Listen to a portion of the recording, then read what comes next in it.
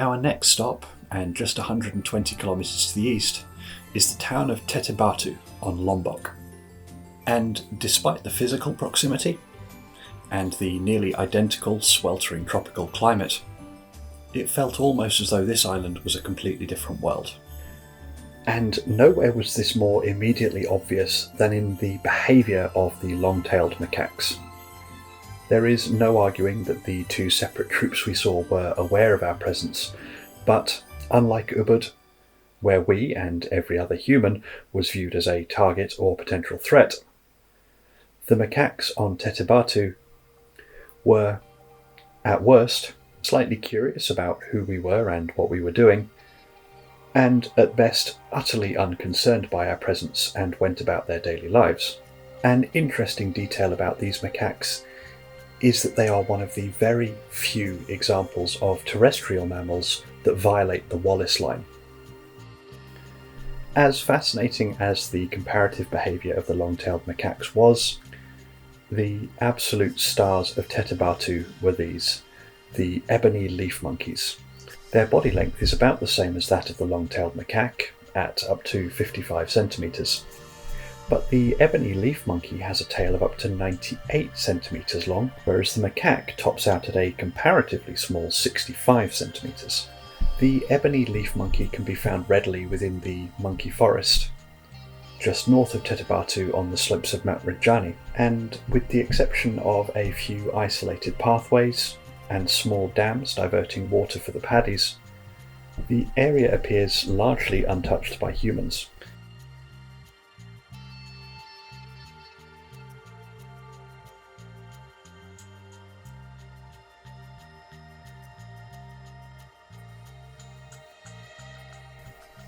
Despite the common name leaf monkey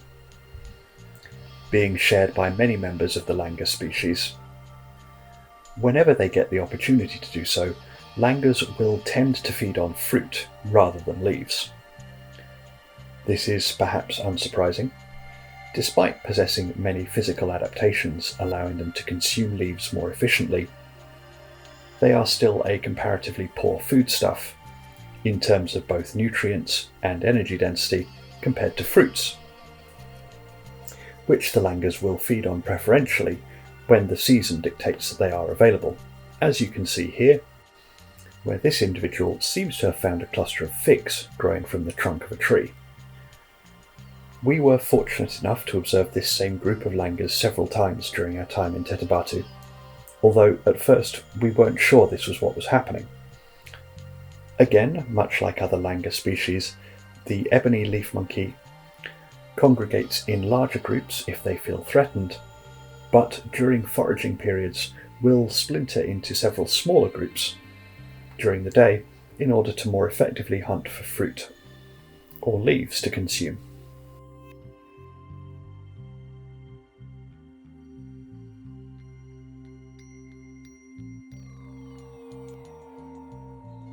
Interestingly, and despite being a very social species as a whole, the ebony leaf monkey does not display significant mutual grooming, tending to prefer to groom themselves.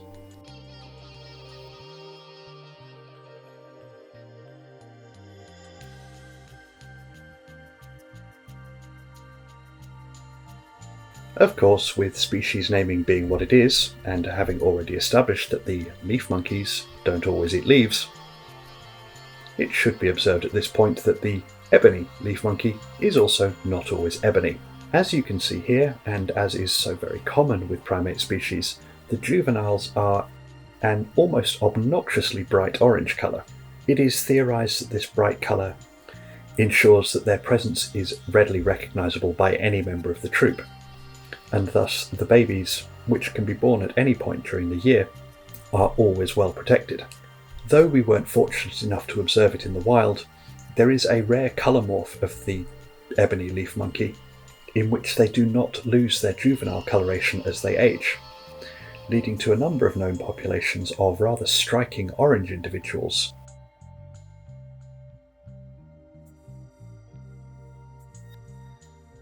Vocalizations seem to be quite rare among the group we observed,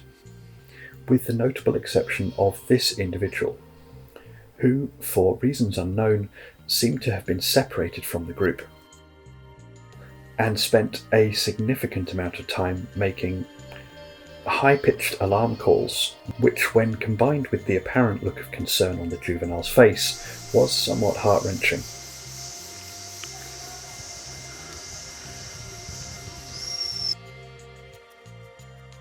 However, whilst every other part of their name might be somewhat inaccurate, they are definitely monkeys, and when they're not foraging or sleeping, spend the majority of their time grooming themselves, or, in the case of the juveniles, leaping from branch to branch and generally making a nuisance.